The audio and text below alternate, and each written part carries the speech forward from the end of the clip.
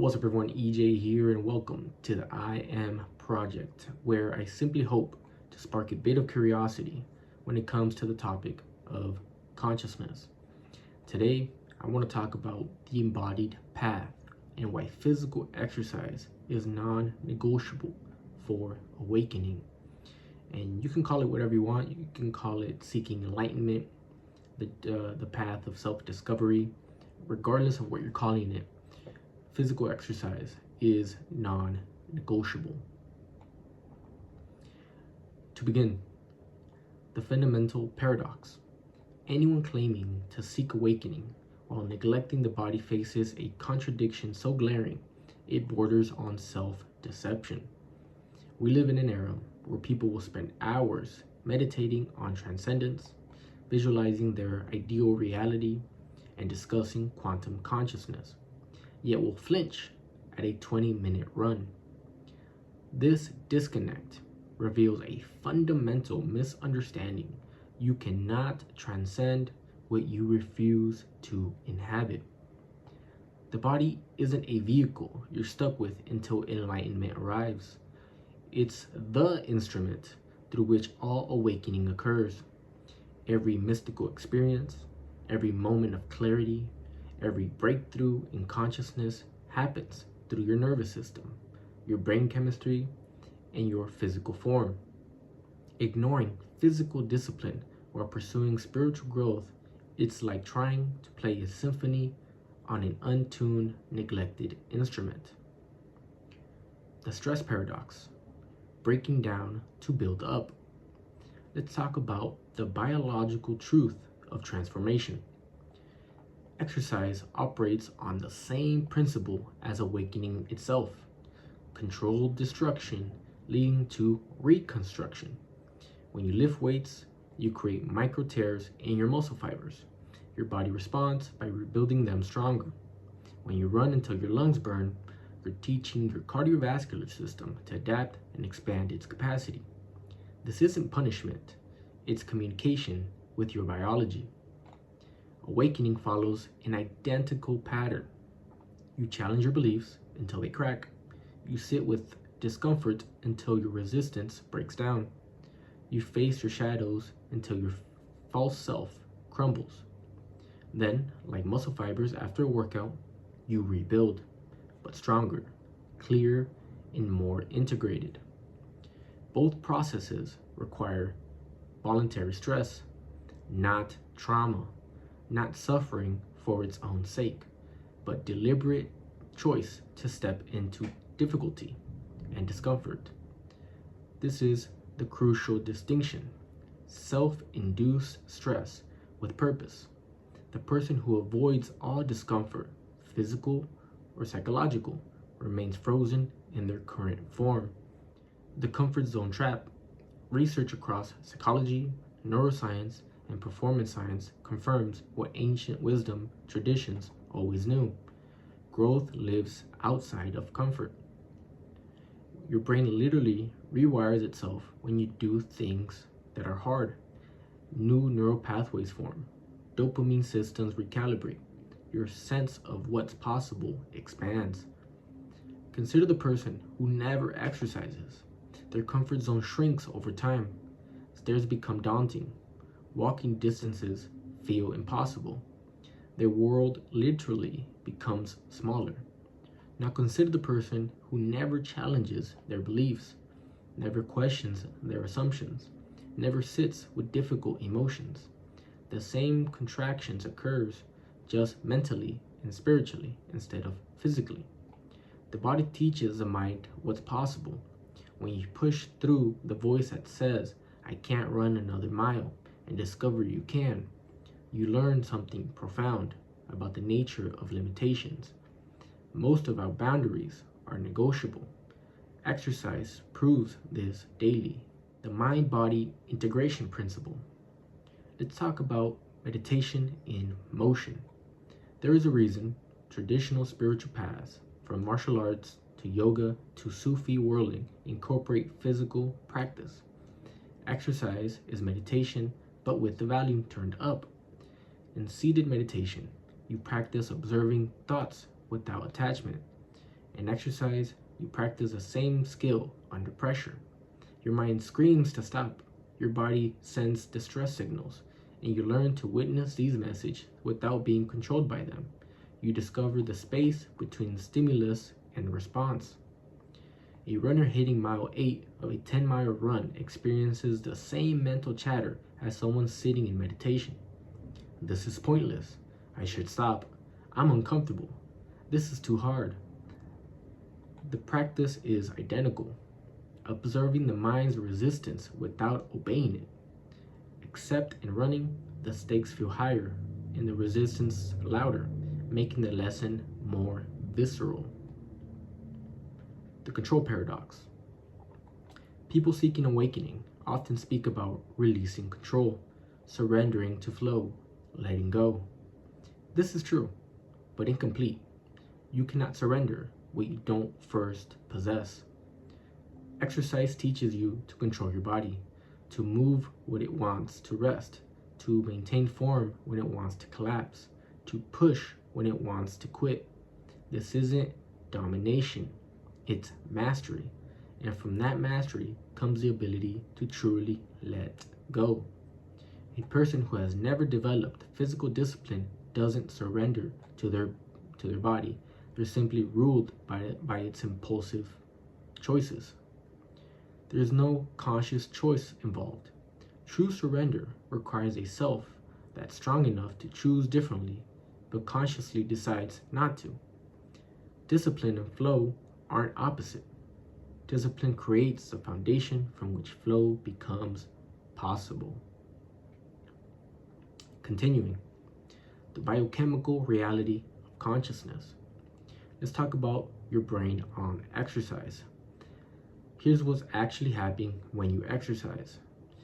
Increased blood flow to the brain, elevated BDNF, that's brain-derived neurotrophic factor, promoting neuroplasticity, balanced neurotransmitter levels, reduced inflammation, improved mitochondrial function, and enhanced connectivity between brain regions.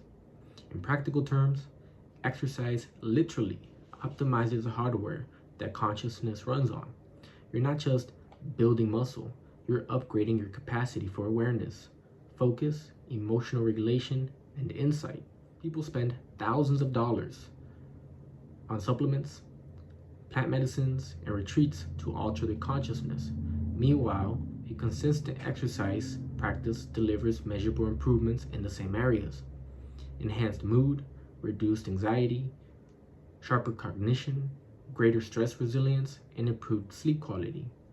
You cannot separate the consciousness you're trying to awaken from the biological system that generates it. Neglecting your physical health while pursuing awakening is like trying to run high-performance software on a deteriorating computer. It's not going to work. The computer's going to burn. Well, it's going to crash.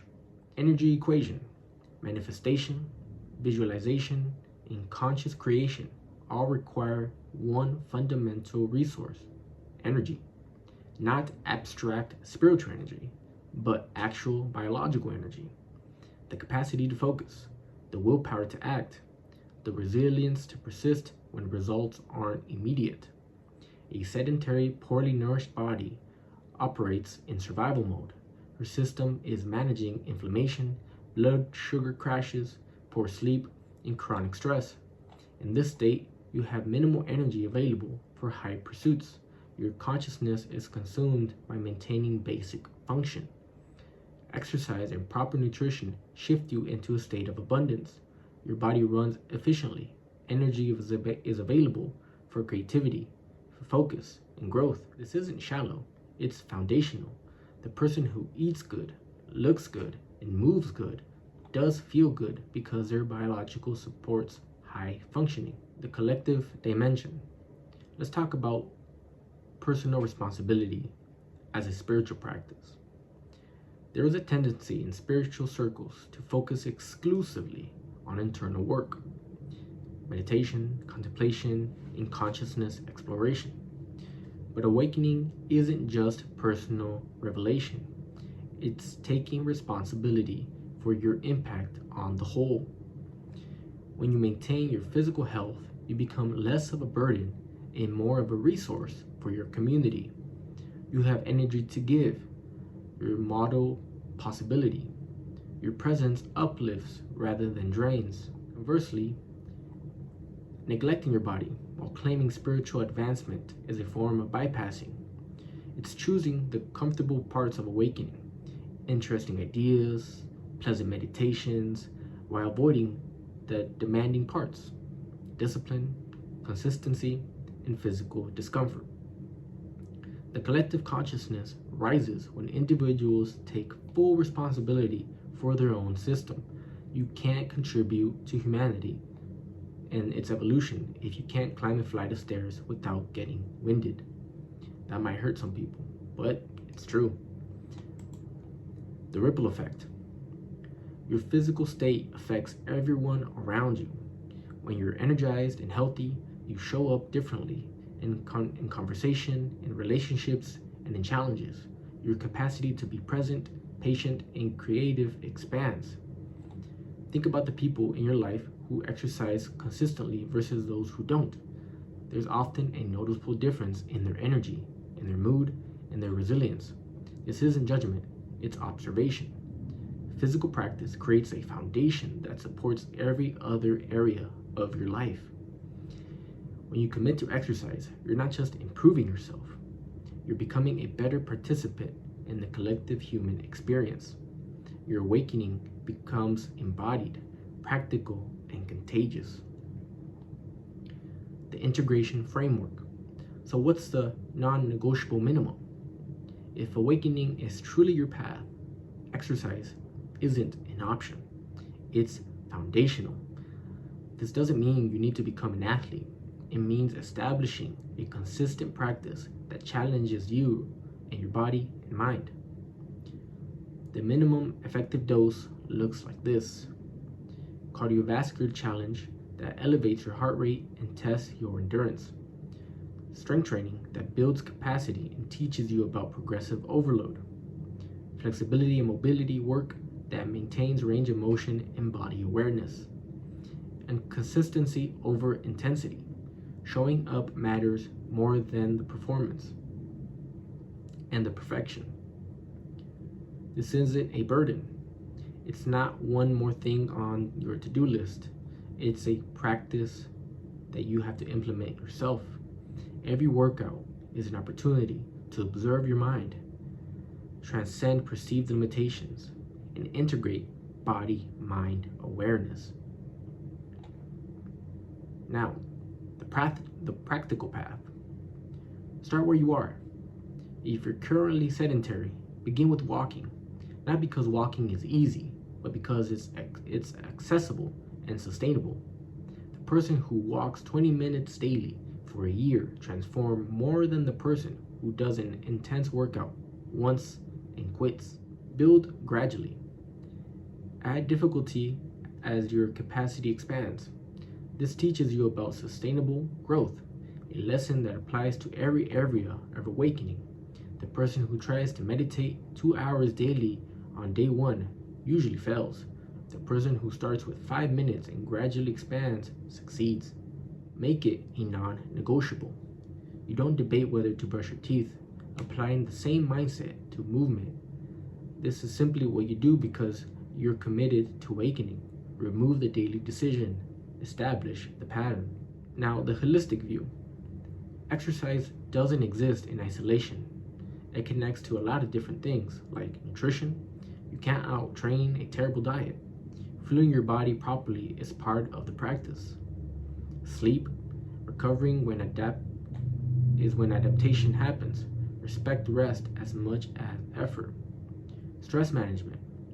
Exercise is a stress, but chronic life stress without physical release creates dysfunction. Community. Training with others, join classes, or sharing the journey amplifies commitment and enjoyment. When you eat well, move consistently, rest adequately, and manage stress, you create the conditions for awakening to unfold naturally. You're not forcing enlightenment, you're removing the obstacles that block it. The ultimate integration, becoming the practice, beyond separation, The highest understanding recognizes that there is no separation between physical practice and spiritual development. The workout is the meditation. The discipline is the devotion. The sweat is the prayer. When you exercise with full presence, feeling each breath, observing each thought, staying connected with sensation, you're practicing the same awareness you cultivate in any consciousness work. The context changes, but the practice remains identical. Be here now, fully, regardless of discomfort. This is why exercise is mandatory for awakening, not because you need a certain body type or a fitness level, but because the practice of showing up physically, consistently, despite resistance, is the same practice required for every day and other aspects of awakening. Responsibility and a gift. You didn't choose to be born into a body, but here you are now, and this body is your responsibility, not a guilt-inducing way, but in a sacred obligation. This physical form is a vehicle for your consciousness, the instrument for your experience, the means through which you participate in reality. Treating it carelessly or claiming to seek higher consciousness is incoherent, like claiming to be a musician while refusing to maintain your instrument. But here's the beautiful part. When you accept the responsibility, you become a gift. The discipline transforms into joy. Obligation becomes opportunity. You discover that taking care of your body isn't separated from awakening. It's one of the primary expressions of it. The call to action. For those beginning, if you're new to both exercise and awakening, recognize that you're starting from the perfect place. You have the opportunity to integrate these practices from the beginning, rather than trying to retrofit physical discipline into an existing spiritual practice. Start simple. Start today. Go for a walk. Do 10 push-ups. Stretch for 5 minutes. The specific activity matters less than the decision to begin. You're establishing a new relationship with your body, one based on respect, challenge, and growth. For those resisting, if you've been pursuing awakening while avoiding exercise, get honest about why. What's the resistance? Is it fear or discomfort? Lack of time, which is usually lack of priority? Old stories about not being athletic? These resistances are the practice. They're the exact place where awakening wants to occur.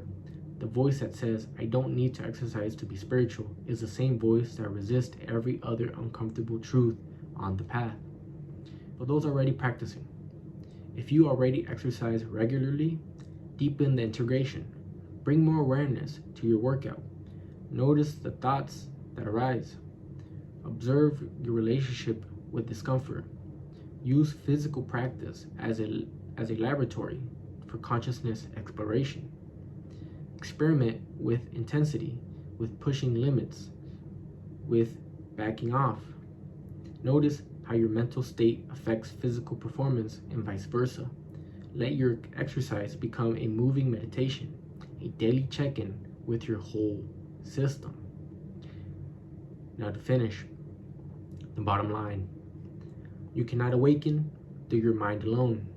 Consciousness doesn't float free of biology. Every insight, every expansion, every moment of clarity happens through your physical form.